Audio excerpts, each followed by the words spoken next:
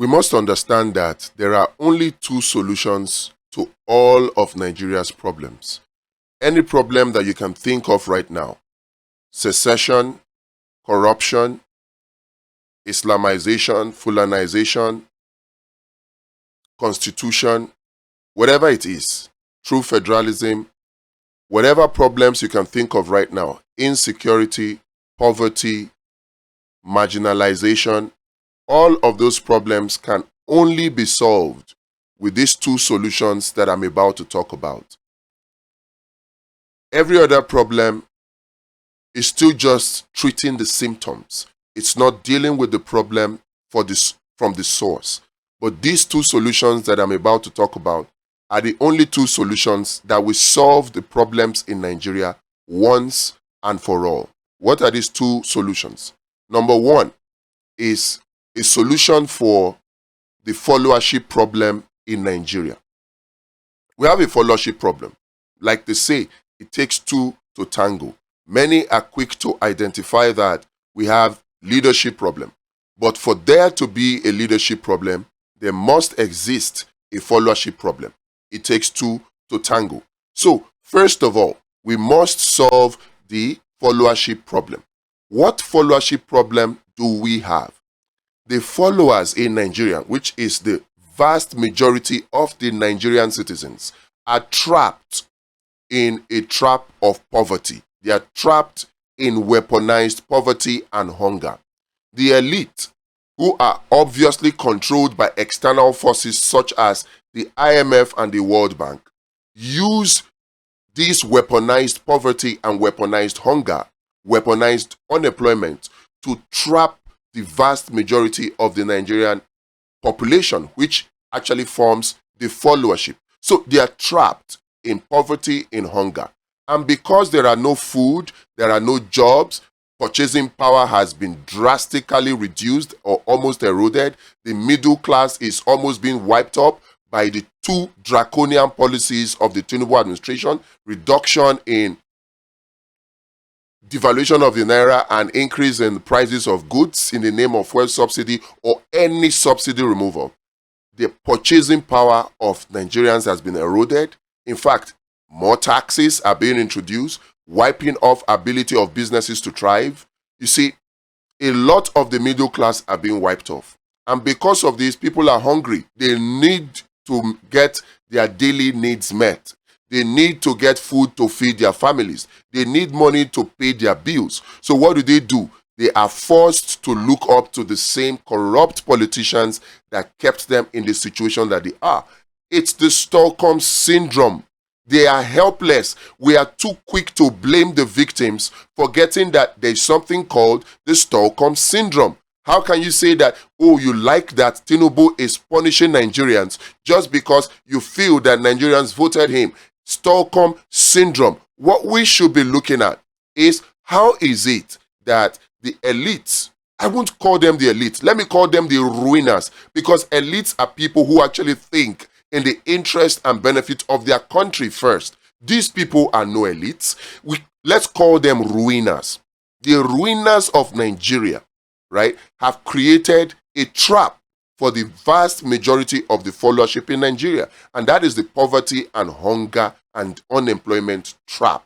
The people are trapped in there. And then Stockholm syndrome kicks in, and the people are forced to look up to this same corrupt politician for stipends, for palliatives that cannot go round. They are forced to look up to these same corrupt politicians as destiny helpers, as divine connections. They are forced to do all of this. It is Stockholm syndrome.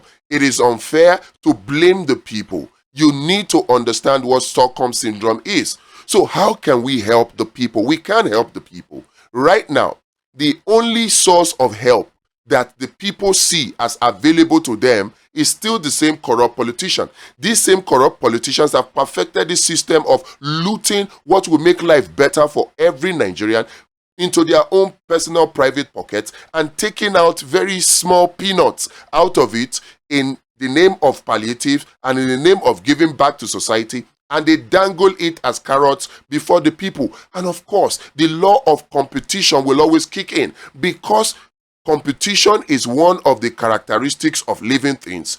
People will always compete for scarce resources. So if the only source of help that people see are the corrupt politicians, and the corrupt politicians loot the vast majority of the resources that are meant for the benefit of the people, and then loot it into their private pockets, and they take a small portion of it, peanuts out of it, and dangle it, what will happen? The people will begin to compete to please the same corrupt politician. That is why they will sell their votes during election. That is why there is voter apathy, because they just feel there's nothing that can be done. So they don't even bother to participate in the electoral process, because people don't have money to pay the hundreds of millions of naira to purchase nomination form on the platform of political parties. So they keep the vast majority of the people, the followership, trapped using this cycle of weaponized poverty, hunger, and unemployment.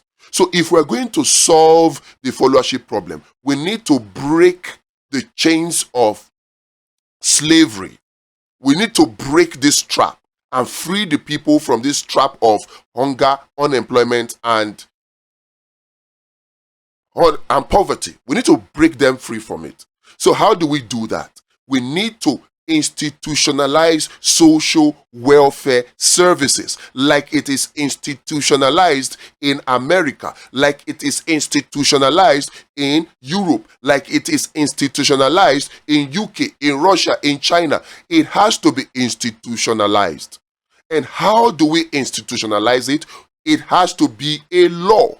Once social welfare, or in our case, the food and social welfare services, are made to be law, it will not matter who is president. It will not matter whether the president comes from the north or from the south. It will not matter whether the president is Muslim or Christian. Everybody is treated equally, and everybody benefits from the wealth of the country through the social welfare program, the food and social welfare program.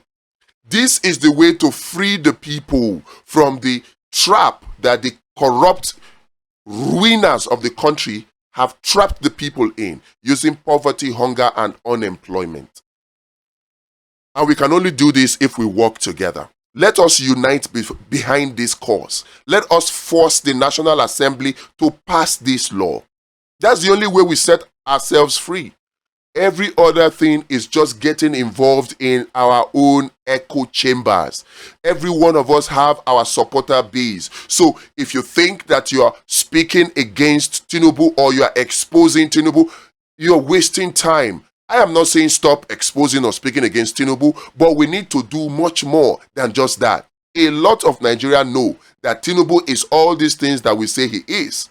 They know, but the Stockholm syndrome will still kick in, and they will still begin to fall in love with their oppressors, except or unless we take this step and queue behind this solution of forcing the National Assembly to pass this food and social welfare law.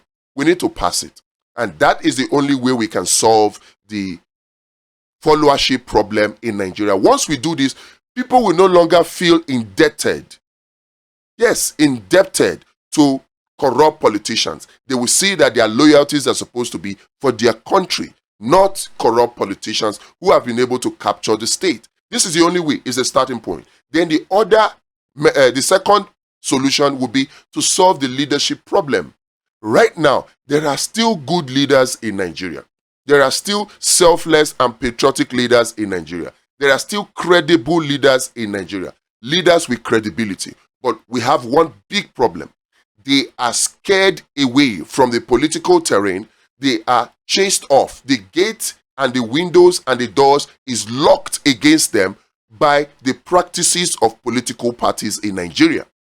People want to run for election, but when they come and understand and realize that the nomination form is tens and hundreds of millions of naira, they step back.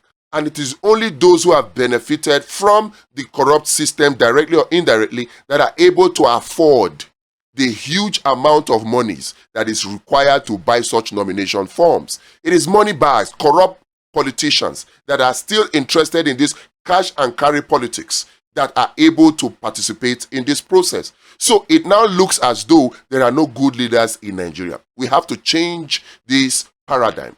And to do that, we need to solve the leadership problem. The political parties all refuse to agree that nomination forms should be free.